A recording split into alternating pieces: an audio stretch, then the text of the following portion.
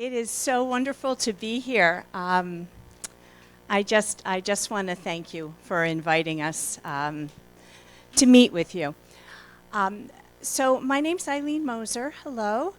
Hello. So what I do in my role is I'm an internist, and I am in charge of the medical education for all the medical students. So I serve as Associate Dean for Medical Education, and I've also done a lot of work. I used to be a Associate Program Director for the residents, so I've done a lot of work with medical students and residents.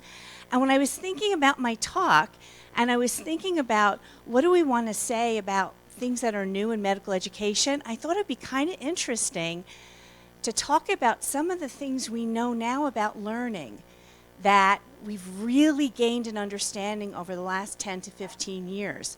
And it's how do we learn best? And so that's kind of what the talk's going to be about. How do we learn best? And what we're going to do is we're going to talk through 3 different scenarios of learners that are having trouble. And when I say learners, I mean could be a medical student, could be a resident, so it could be either one. So how many here are residents? Wonderful. Any medical students here? Okay. They're probably, they're what? They're in class. They're learning. They're doing what they're supposed to be doing. And so attending physicians, all the other? Okay. And how many of you teach medical students? Okay. And how many of you teach residents?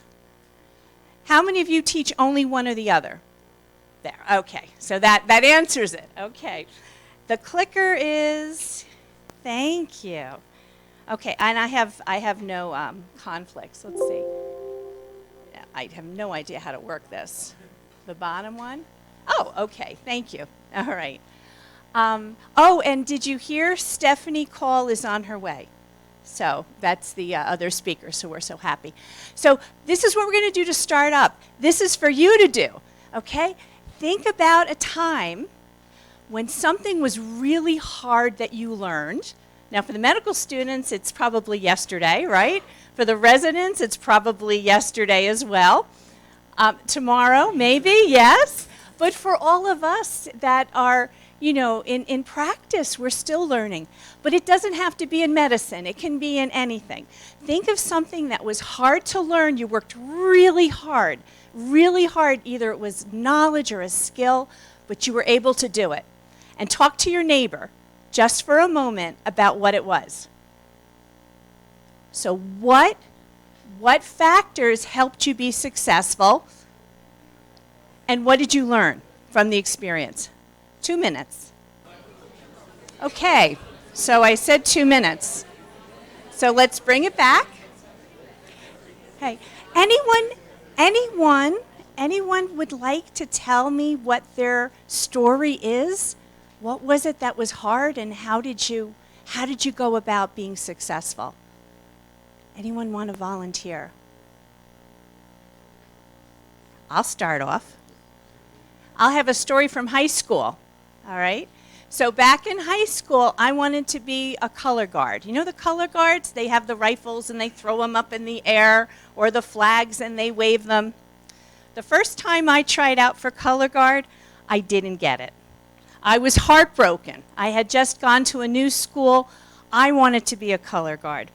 Didn't make it. You know why I didn't make it? I don't know my left from my right, right? So when they said left face, I was kind of like, I was a beat off. The second year, I had the secret. I just wore a ring on my left hand. So I was able to make it. The third year, they changed the rules. It wasn't just they would call out left face, right face, about face.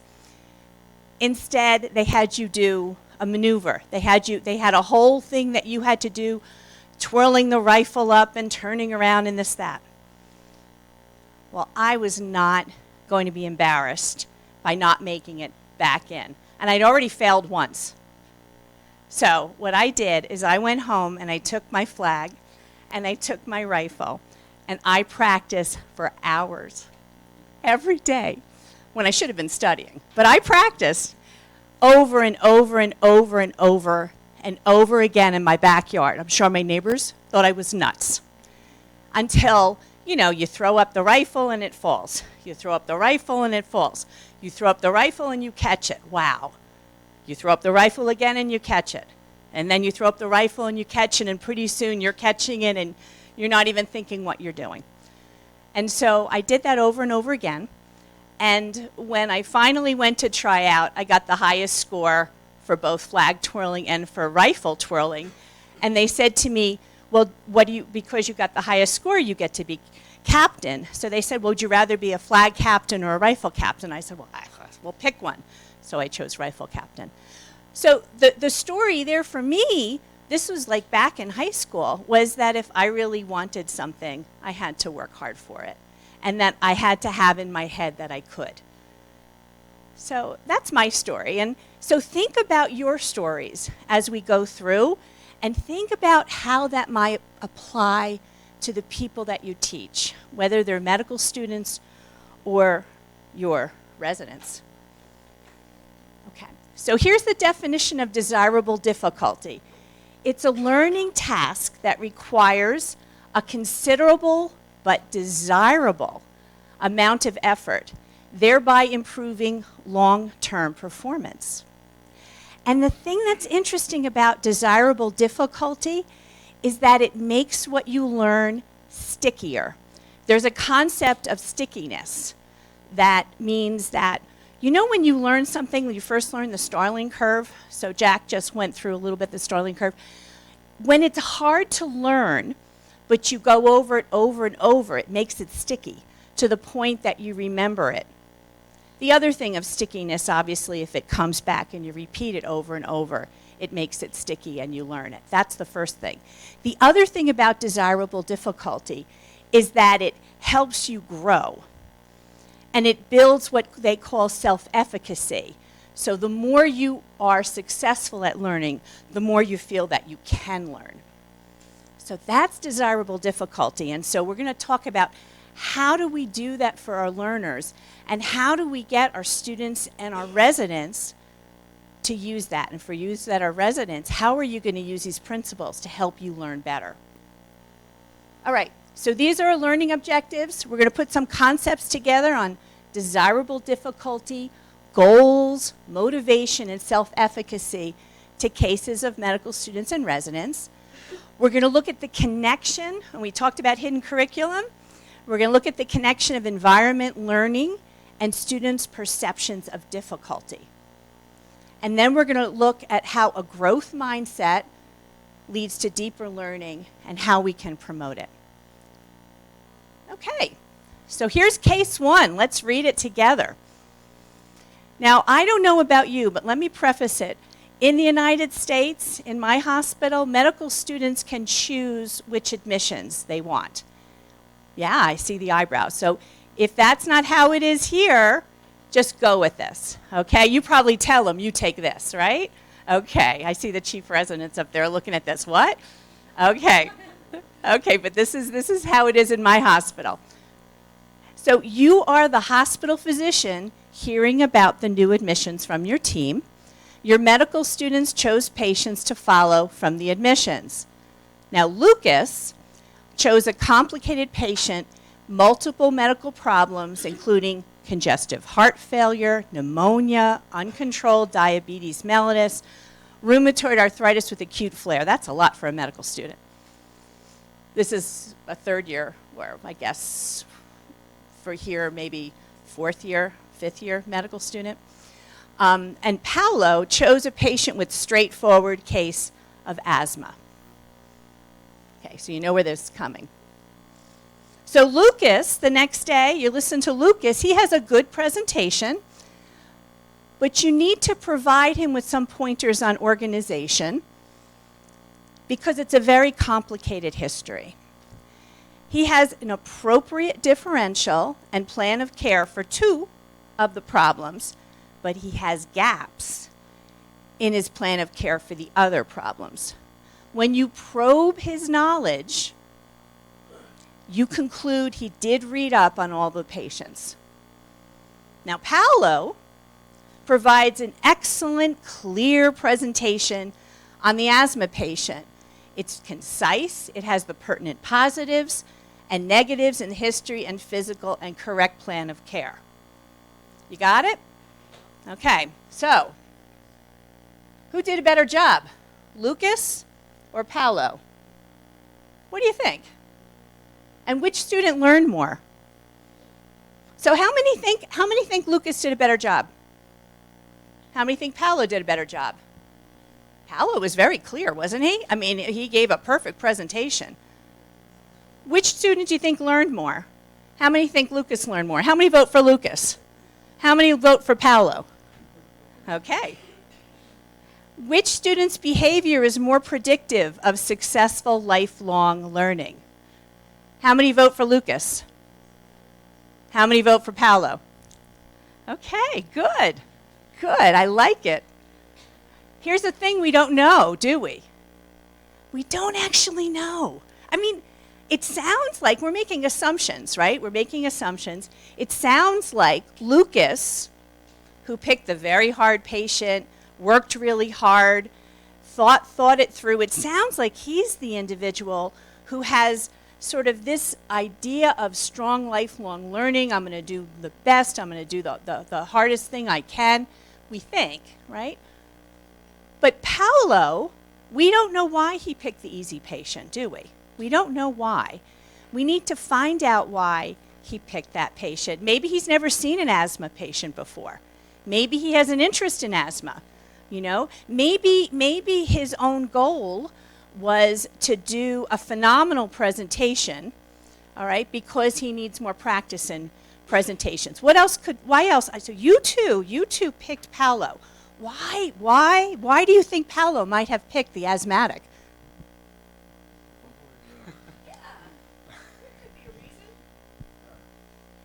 Well, he's still too early in his learning path, so he needs to know the basics first. He chose one problem at a time. It's more organized for him to get to know a little bit more of medicine. Maybe if he chose everything like Lucas did, he wouldn't be able to focus on anything and not learn anything at all. But he chose asthma so he could read about the pathophysiology, differential diagnosis, and everything else. So great comments. Now, why did someone who picked Lucas, why did you pick Lucas as the best? You can tell me why they picked Lucas. There's a lot of good reasons to pick Lucas. Anyone, shout it out. What do you think? Thoughts? Why do you think Lucas picked a really hard patient? What do you think? Yeah, just shout it out. Yeah, so I think he got the most challenge out of the patient, right? He chose a patient that was hard to, so he had multiple opportunities of learning, so he could learn by his mistakes. So I think it's comfortable to get the easy patient. He's in a phase of his life where he could get the complex patient and get help from it. So I think it's a good idea moving forward that he chose the challenge. So here's the thing, you're both right. You're both right. And here's the thing, too, is that we don't know because I didn't give you enough information, did I? So we don't actually know where Paolo and Lucas are in their own learning trajectory. The people that are seeing us alive ask me to congratulations for choose the Brazilian names for the students. So I actually went online and looked most common Brazilian names. So what can I tell you? Okay. So, but here's the point I want to make, is that I want to make the point that goals are the organizing feature of motivated behavior. So they serve as our compass to figure out what we're trying to do and why we're trying to do it. And we actually don't know why. So let's say we talk to Paolo. We just kind of say, Paolo, how did you come to choose that person, that particular patient? Because you're wondering because the team actually had 5 patients that were very interesting that night. So you ask him, he seems a little embarrassed. And then Paolo admits he's learned a lot about asthma. In fact, he's already had 2 other patients with asthma. But he really wanted to impress you with a great presentation. So he had his learning goal, right? I mean, he had a goal. The goal was he wanted to impress you. Understandable. But you say to yourself, well, gee, it's not about impressing me. It's about learning, right? So, like, what was going on in Paolo's head? So here's where we start thinking about learning goals versus performance goals. And honestly, all of us in this room do both of these, all right? It's not bad or good, but all of us do both of these. So learning goals, so I'm making an assumption, but I'm assuming that Lucas chose his patient because he really wanted a hard patient so he can learn much. And I appreciate everything that you're saying, that I too, when I have an early clinical student, I will encourage them to pick the simpler patient because of where they are. But the point here is what they can learn the most from. So his learning goal was to truly get something that he can learn and do. Whereas Paolo's was he wanted more of a performance goal. He wanted to project a positive self-image, which you can still learn from. More difficult is if your goal is avoidant. You're afraid of failing. When you're afraid of failing, it's harder to learn with that goal. So the point here is that we want to challenge our learners to have learning goals. That is desirable difficulty, to reach just beyond so that you can be successful in what you do. So part of that, to reach beyond, you need to know where your learner is. How do you know where your learner is? Well, you talk about goals. First thing, know your learner, right? So you're not going to teach, a first-year resident the same way, and you're not going to question them the same way that you might question a fellow. If you have a early medical student that just started with you, you're not going to ask them the same questions that you would ask someone who is more sophisticated. So you want to look at let's see if I get this right. Okay, so you want to look at the student's goals. You want to look at what the clerkship or the residency's goals are, and then you want to look at your own goals for the learner. When you can mesh all 3 together, that is where true deep learning occurs. And so our challenge as educators, whether we're an educator as a resident or an educator as an attending, our challenge is to set up the conditions to inspire learning. Set up the conditions to inspire learning. Our job is not just to provide facts, right? It's not just to give pearls on rounds, although that's important, right? I do internal medicine. I teach a lot of students. I teach residents. My job is not just to teach them the next thing about COPD.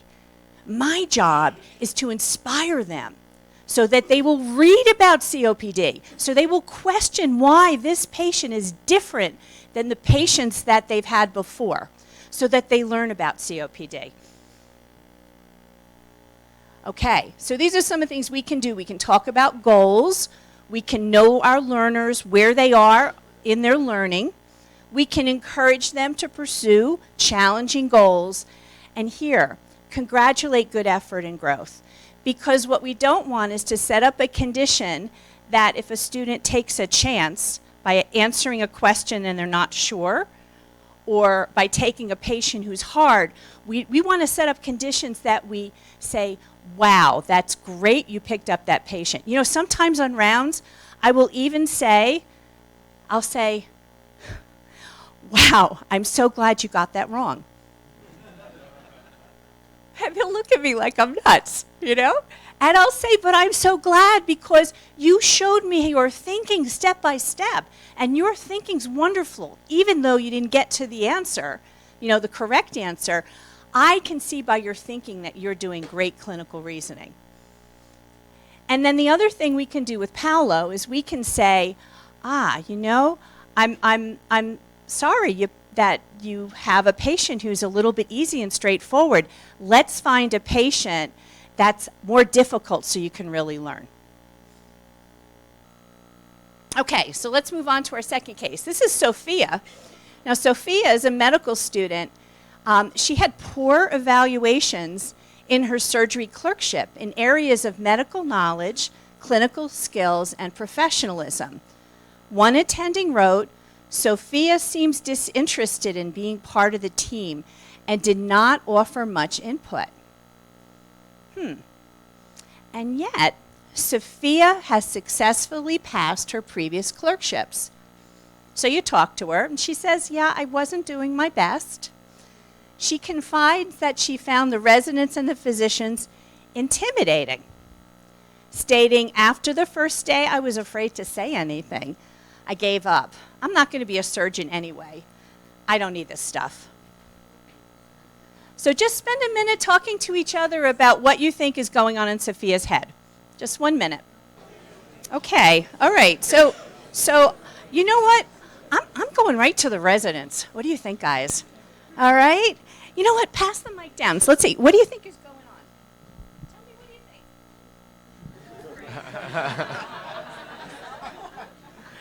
I think that if you feel that you are in a hostile environment, you don't really feel. We both are Paulo. You don't feel comfortable enough to ask questions, and you don't get motivated if it's already a subject that you are not fond of, and the people that you are around don't stimulate you, don't encourage you, don't ask questions. You just don't bother. Yeah. Paolo just did the whole lecture for us. Congratulations, Paolo. We should give him a round of applause. That was beautiful. Okay, so here's the thing. We know a lot of this stuff, don't we? Right? A lot of this is common sense. But what's so interesting is what's happened in learning theory, that what has become in the past common sense is now built on really good theoretical principles. So let's just kind of talk about that a bit. Okay. All right. So the first concept is self-efficacy. So you've heard of Bandura? Yes? Any psychology people in here? So you do some education. If you've done some education, you'll know a little bit about Bandura. But he coined the idea of self-efficacy. And it's that idea that if I can do it, I will do it.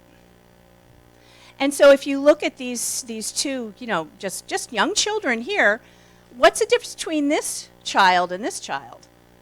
What's the goal for this child? He's trying to reach the bar, and he's able to, right?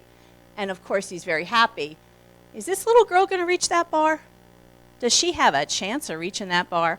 Maybe in a couple years, okay, right? So when we think about our goals for our residents and our students, we have to think about where we want that bar to be and where we want to set that bar and where they want to set the bar so that they can be successful. So you want that bar to be a stretch, so you have to stretch to reach, but you don't want it to be that it's unachievable. And part of that would be about choosing goals that you can reach, and as soon as you choose that goal, you go on to another goal. But that's Bandura's idea. Okay. And what I'd like to just kind of present to you is, what do you think about this? Would you say that medical students are different than residents in terms of their vulnerability to the environment? So there's something here that also helps us, and there's something called Chickering model of development. And he talks about the development that we all have in terms of our own psychological development and in terms of our identity formation that helps us learn as time goes on. So there is an idea of identity formation that is different in a medical student versus in a resident. The other thing this brings forward is this idea of your identity with the group that you're in. If you're in a safe environment with a group that you identify with, it also provides a better sort of milieu or climate for learning. So these two principles come together, both development and climate meaning environment, which lead to best learning. How many have heard of Maslow's, right? We learned about this in medical school, didn't we? Maslow's pyramid. So what Maslow says, and I see some yeses, I see some nos, but what Maslow says is that you have all of these factors here. Whoops, I'm sorry. You have all of these factors, right? And what it says is that we as individuals grow and go through these steps. So physiologic needs would be, do I have enough to eat? Because if I don't have enough to eat, I don't care about learning anything. I just need to eat, right? Security needs, do I feel that I'm in an environment that's secure? Do I feel safe? Because if I don't feel safe, I can't really worry about, you know, learning and being more of myself. This leads to belonging and love. So think about belonging could be belonging on a team, being part of a team. Esteem, how I feel about myself, and ultimately self-actualization, that I become whatever it is I aspire myself to be in my life. So where is Sophia? Sophia's down here, right? She doesn't feel secure, right? And she certainly doesn't feel that she belongs part of the team. So if you want Sophia to learn, how are we going to address these needs? This is busy, but this is really helpful. So, you know, I mentioned I'm Associate Dean for Medical Education, so I see a lot of medical students that are struggling. Now, I know here at this institution, it is extremely hard, right, to be admitted here. It is extremely hard to become a resident here. You have very motivated learners, and even in the most prestigious institution, you have learners who struggle. So here Sophia is struggling. So let's look at what's happening. So Sophia is not in a supportive environment. At least her perception is that it's not supportive. It may be supportive, but that's her perception. All right, her self-efficacy is low. Yes? Okay. So if she's not in a supportive environment and her self-efficacy is low, if she does not see value in what she's learning, she rejects it. And that's what Sophia's doing. I don't need this stuff. If she does see value, she becomes hopeless. This is really important, but oh my goodness, I'm never going to be able to do it. If their self-efficacy is high, but it's not supportive, now you got some attitude stuff going on. And you've probably seen this too, right? So the self-efficacy is high, they don't see value, they become defiant. I personally, this helps me sometimes when a student does something that they land up in my office for a professionalism issue. It sometimes helps me just to kind of understand what might be going on in their head. Okay, what do we do with Sophia? Well, first of all, we have to work on making the environment supportive. And it might be her perception or it could be the environment itself. Now, we work very hard at Penn State making our environment supportive, and we have definitely had to do some work in this area. But here's what we want to get Sophia to. We want to get her into a supportive environment. We want to help build her self-efficacy so it's high. And we want her to see value, and this is where motivation falls. That's the sweet spot, where students have high self-efficacy or residents, and they see the value in what they're learning. Okay, so here's the next slide. A little bit conceptual here too. All right, goals. Remember I talked about goals? How do you develop goals? A goal is because you see value in the goal, and expectancy is that you feel that you can do it. Both of those together build motivation. You build motivation, it leads to the kind of goals that you want to do to become effective. And that leads to strong learning performance and leads, in fact, to this idea of desirable difficulty. Behind all of that is the environment. What is the environment going on? Because the environment impacts all of these different things. So I present this only because it just helps us, sometimes when we have people who have difficulty, it helps us just kind of dissect what's going on. All right, so what can we do? Provide a supportive learning environment, find roles for everyone on the team so they feel part of the team, build relationships with the learners, right? First day, hello, I'm Eileen, hi, Paolo, tell me a little something about yourself. All right, what are our goals? We're going to figure it out together, and we're going to all learn and do our best in this rotation. Help students develop specific, measurable, achievable, realistic, and time-bound goals. So remember that bar. The bar can't be too high, can't be too low. The goal has to be very specific. Reach that goal, go on to the next goal. And then check in with the student or resident on their progress. Okay, last case, Maria. Okay. Any Marias in here? I won't pick on you, I promise. All right, we have a Maria. Okay. So this is a young Maria. This is a Maria who's a resident. She's a second-year resident. Well, you are young. That's right.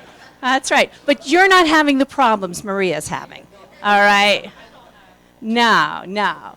So Maria's a second-year resident. She scored low on her internal medicine practice exam. So in the United States, we have a certifying exam in order to be certified in internal medicine. Maria's having trouble. She feels frustrated by her low scores. She's worried she'll be unable to pass that certifying exam. Her clinical performance is excellent. Her patients love her. She has solid clinical skills and strong interpersonal skills.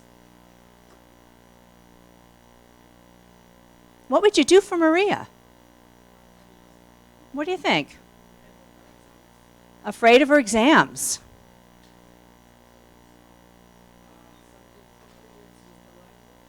She could have difficulties with the language. All of these cases, you have to actually talk. It could be a language difficulty. It could be a learning difficulty. It could be a psychological difficulty. Many, many factors. You don't know. But in the context of this, what we're going to say Maria has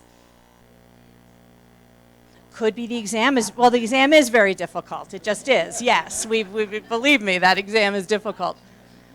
But look at these two Marias and think about how how Maria's perspective might make a difference. All right? So now you have this Maria saying, I failed the test. And you have this Maria saying, I haven't passed the test yet. Very different. So what we're moving to, right, in education is something called competency-based education.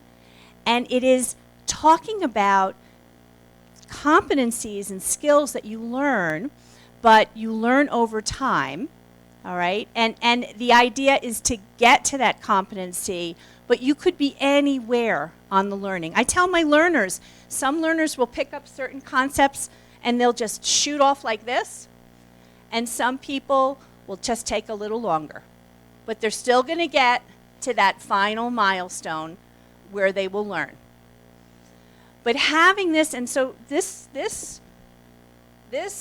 Maria has a lot of self-efficacy, doesn't she? Right? Bandura would say, yeah, go Maria. This Maria, not so much. We have to think about how to build it. This Maria has what's called a growth mindset. So there's a book that I recommend. It's by Carol Dweck. Has anybody read Growth Mindset? Okay, it's on the bestseller list. And then there's another book that came out. There's a TED Talk on both, by the way. The other one is Angela Duckworth has a book called Grit. That grit, G-R-I-T, so not like the food, but like strong, grit. And that TED Talk by Angela Duckworth, very, very good, worth seeing. But what they're both talking about is this idea, and I bet most of us in the room, probably all of us, have this growth mindset, right? I can do it. It might take me a long time, but I can do it. I can get there. And what I want to just say is that is what you want in your learners so that they can greet desirable difficulty.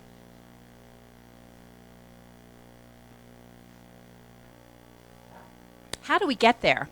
So remember I talked about different goals? So those of you that might have know the PDSA cycle, Plan, Do, Study, Act. Sometimes it's called Plan, Do, and then check, and then act. Okay, so think about how you might apply this to your learners. And we do this at my school. So plan, discuss how you could do performance improvement with the student or resident, and actually come up with goals. We have them fill out several goals that are SMART goals, specific, measurable, and so on. Do, and then check. Provide feedback on where the student or resident is so they can calibrate. So learners are not very good, actually we're all not very good at calibrating. What they say for medical students and residents, sorry, but most think they're better than they are. Okay. For attendings, probably we think we're better than we are. Sometimes though, for very distinguished professors, they think they're less good than they are. And I think that sort of comes with age and humility, that you just realize that, you know, you're never truly going to be what you want to be. But the point here is that we're not very good at calibrating ourselves. So getting that feedback and giving feedback to your learner, whether it's a student or resident, is critically important. Okay, so what you can do to help: encourage a growth mindset. Yes, I can do it. It's going to take me longer, but I can do it. And I'm going to help you do it. And we're going to break that really tremendously difficult thing into tasks that are shorter and able to achieve. Help them create appropriate goals, just as I said. Refer them for appropriate testing and learning assistance. So absolutely, absolutely. And there's a lot we know about learning that can apply to Maria. We know about spaced learning, which is if you do kind of learning in chunks and then you revisit it, it helps increase our retention. We know about multiple testing in terms of increasing our retention. We know things like if you study in bursts, you know, rather than I'm going to sit down and study this and I'm going to spend 8 hours just sitting there and I'm not going to move from my seat because gosh darn it, I'm going to learn it, is not as effective as saying I'm going to sit here for 1.5 hours and put my whole heart and soul into learning this material. I'm going to take a break.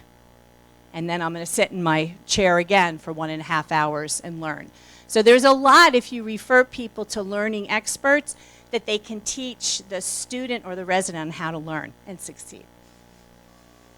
So this is our summary of everything we've talked about. Discuss goals, encourage challenging learning goals, encourage a growth mindset, congratulate effort and growth. Not just that you knew it, but how hard you worked to get there.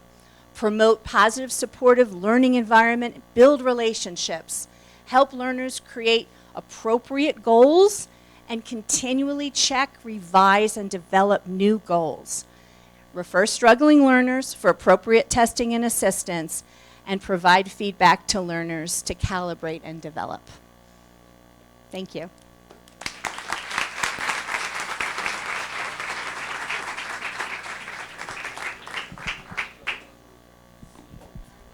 Thank you for your excellent presentation. Where is Marisa Donikoff? Here. Marisa Donikoff is Associate Professor of Pathology here.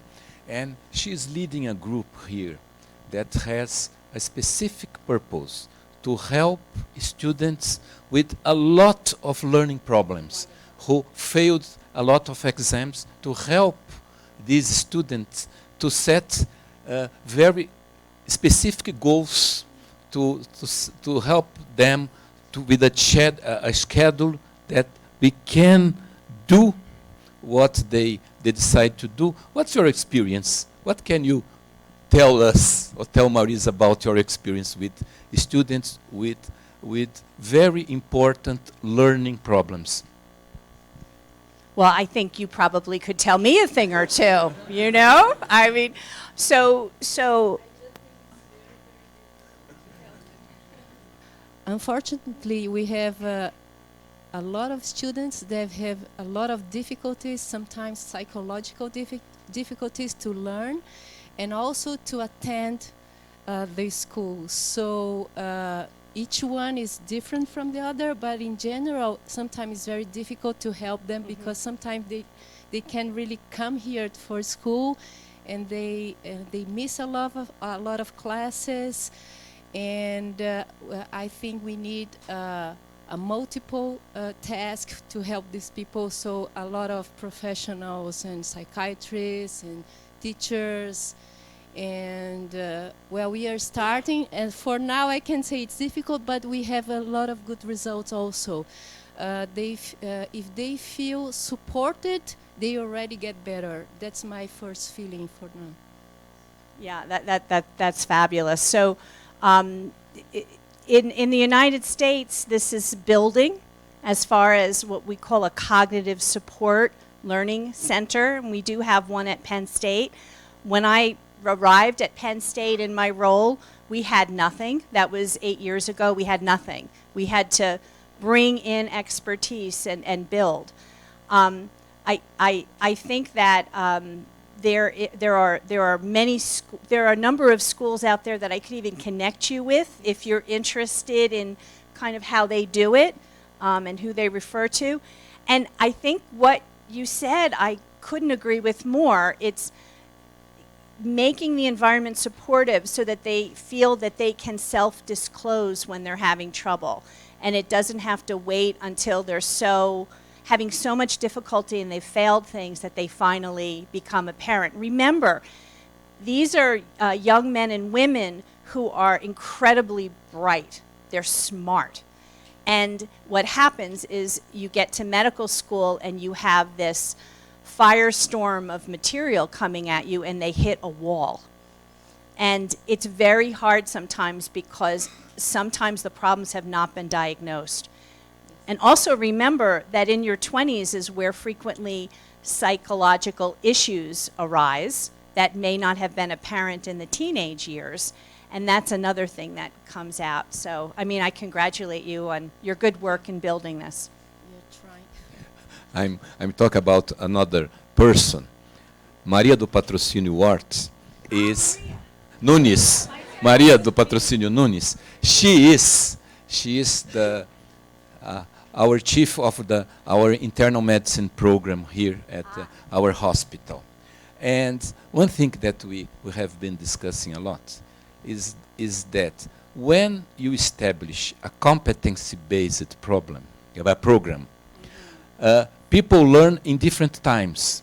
And sometimes a resident acquire all the competencies very fast. And other one needs 1 or more months.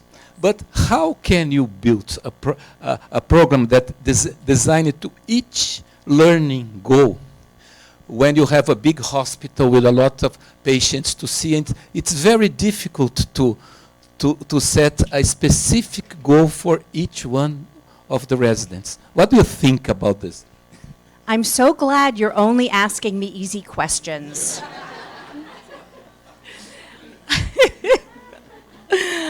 Yes, this is hard. And you know, one of the things that is really, because of this competency-based education and our knowledge of learning and our knowledge of different students and residents having different needs, is this idea of individualization that is very much the push now in medical education. This is very hard because to truly meet the needs of every learner, you need to have a program that's flexible in that you can allow people to reach competencies at different times. And you come up against a wall of the logistics of scheduling and having people go through. So I'm not sure I have any good answers because it takes resources.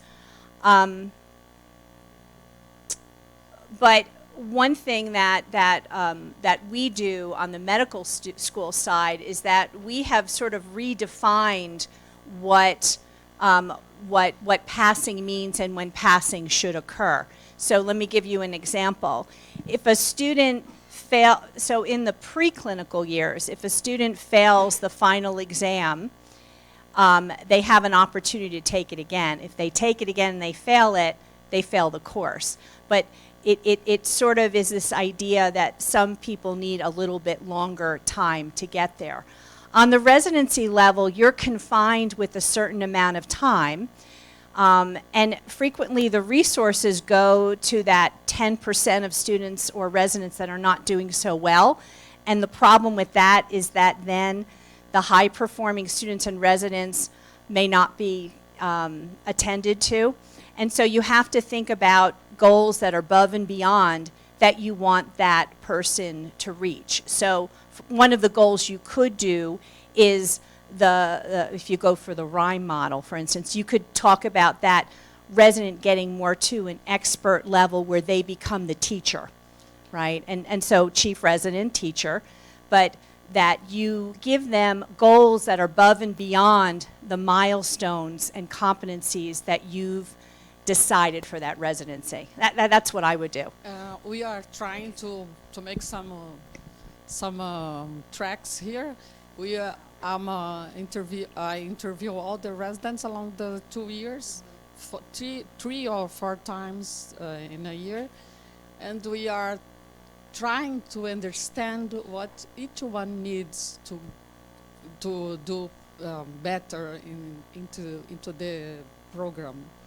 So I'm in the second year of this follow interview. That's the way I call this way, yeah. And I'm again interviewing the second year residents now. I began last year, and it's very nice because we can see me and Dr. Shin, we can see that they are different now because they feel care about their problems. There are specific problems. I'm very happy because of that. You're actually doing this stuff that we talked about. Yeah, Innovation and efficacy. I loved your conference, and I try to write this experience here, going on your conference today. I have a fabulous resident-in-chiefs there, also. Okay. The chief residents? Oh. Chief residents, please. Good, fantastic. Did you want to add anything about how you attend? Could you please add anything about my... Okay.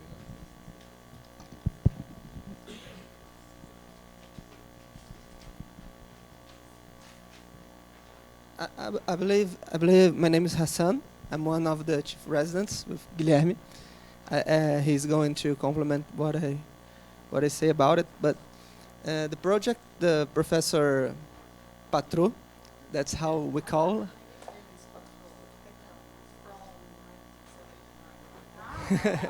Long nickname. And this project she started last year. And she sits down with each resident. She scheduled 1 hour to do it, and there are 130 residents, so it takes a lot of time of her life.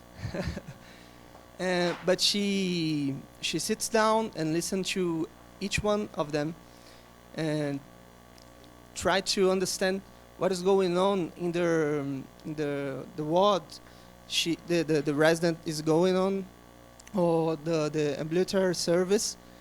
But I believe the great thing she does is to listen about their feelings, not only about the residency program, but about their lives.